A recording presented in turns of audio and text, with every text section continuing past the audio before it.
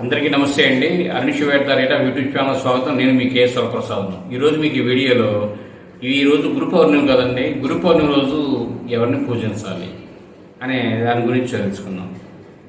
ఆషాఢ మాసంలో వచ్చే పౌర్ణమి తిథిని గురు పౌర్ణమిగా భావిస్తారు. వ్యాస మహర్షి జన్మదినాన్ని గురు పౌర్ణమిగా పిలుస్తారని పండితులు అనేది మన పెద్దవారు చెబుతున్నారు.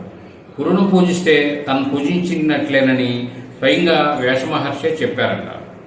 అందుకే గురు పౌర్ణమికి దక్షిణామూర్తి స్వామి, దత్తాత్రేయ స్వామి వారు, రాఘవేంద్ర స్వామి, సాయిబాబా స్వామి వారిని పూజించాలని జ్యోతిషులు చెబుతుంటారు.